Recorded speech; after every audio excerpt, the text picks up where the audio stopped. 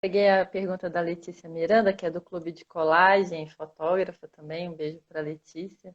Ela pergunta: depois dessa pandemia, você acha que o trânsito e o encontro dos corpos ocupará a cidade de outra forma?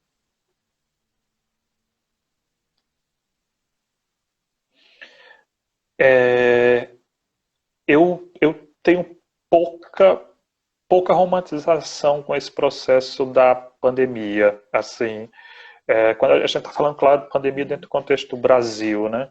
Eu acho que a gente é um país que não tem história, né? Assim, a gente esquece fácil.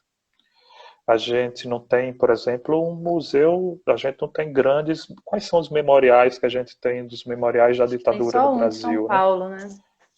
Quais Acho são? que só tem o de São Quais Paulo. são? Pois é, É mas muito pequeno. aonde ele está e dentro de um espaço Uhum. museológico assim, né? Não é ele, a gente não confronta com esse fantasma, né? Todos os dias.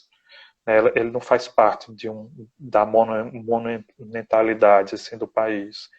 E eu estou usando esse exemplo só para dizer que a gente viveu uma história tão Sim. impactante na nossa história, né? Que hoje é negada por tantas pessoas, ou, né? Eu não acho que essa experiência seja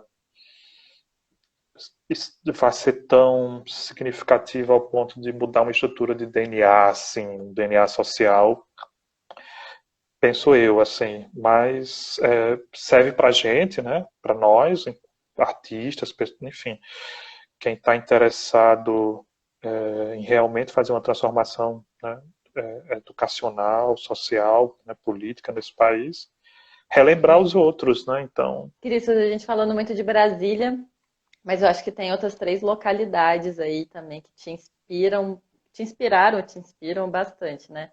Primeiro, a Paraíba, que é, né, sua terra-mãe. Ia falar, colocar João Pessoa, mas você faz muitos trabalhos também ali no interior do estado. A China também, que você fez um trabalho de residência lá, e mais recentemente a Austrália. Queria fazer seguir uma linha cronológica, assim, da gente falar de cada região, de como que elas te afetam de formas diferentes.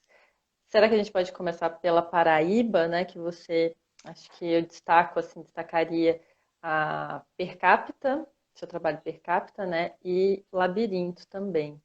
Queria que você comentasse esses dois trabalhos, o processo de criação e essa discussão com a região.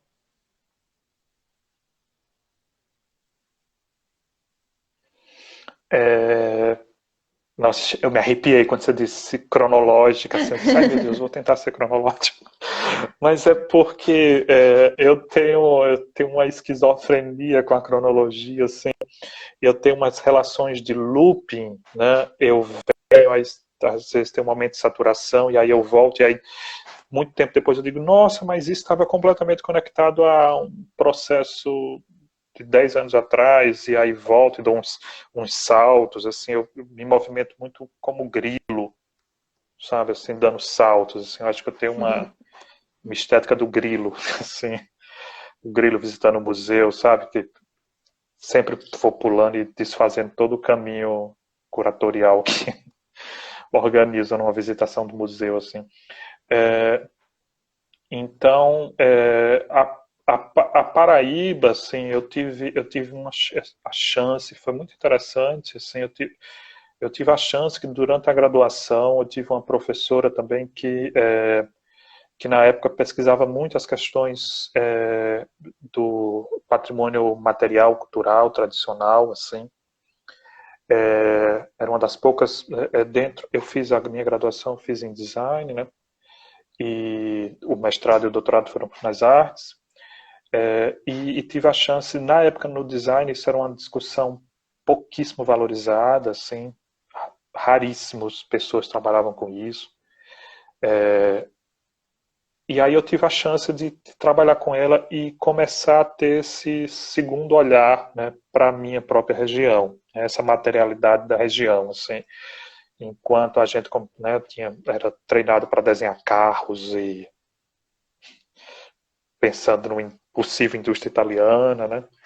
a gente começou a olhar, não, vamos ver a manufatura local, né, assim, e aí eu tive a chance de mapear, assim, o estado da Paraíba quase todo, né, durante o meu início na minha graduação e depois, né, e conviver com muitas tipologias de produção, de transformação da matéria, né, de artesanato, essas produções culturais, né.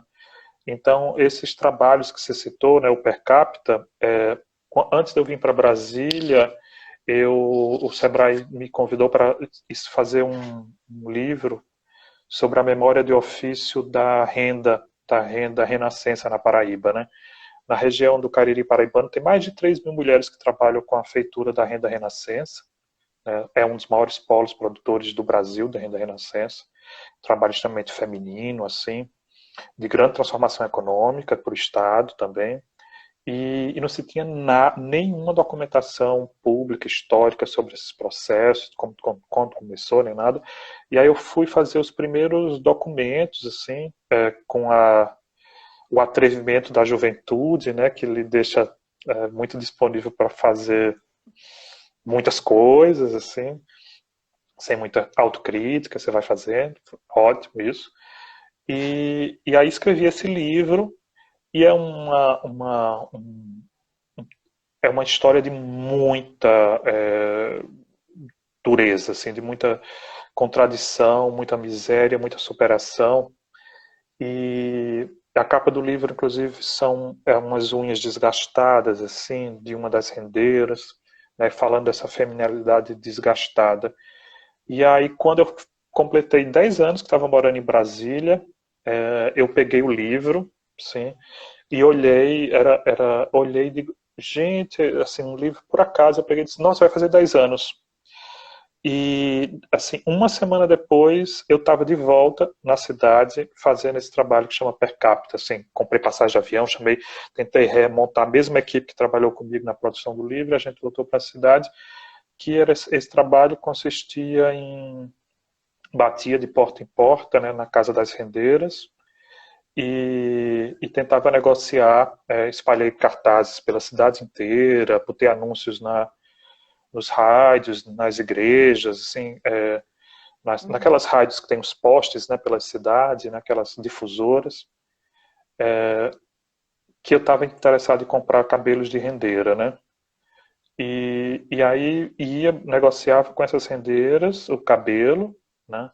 Pensando o que é a importância do cabelo para, né, para uma mulher, né? E tentar a tradição, né, mágica do cabelo como, né, que segura todo o poder, enfim, a gente tem tantos mitos sobre o cabelo.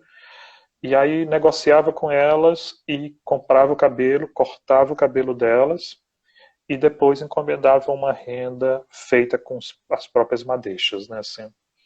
E aí nesse processo também eu pedia para elas escolherem os 5 objetos mais importantes da vida delas, me mostrar esses objetos, eu documentava, fotografava e elas me contavam as histórias dos objetos, né? E de uma certa forma eu conseguia reconstruir um pouco a história dessas mulheres a partir da história dos objetos.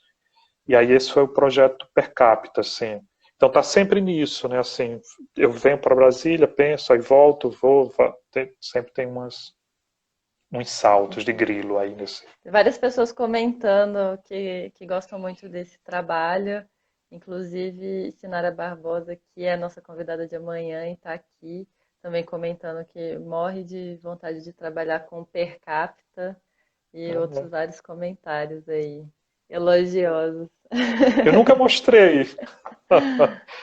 eu, eu não, foi um trabalho que eu ainda não tive a chance de mostrar mesmo ao vivo o trabalho, assim, mas vai sair, vai sair, vai sair. Ele já deu umas deixas de algumas imagens, mas em Falando breve a gente agora faz.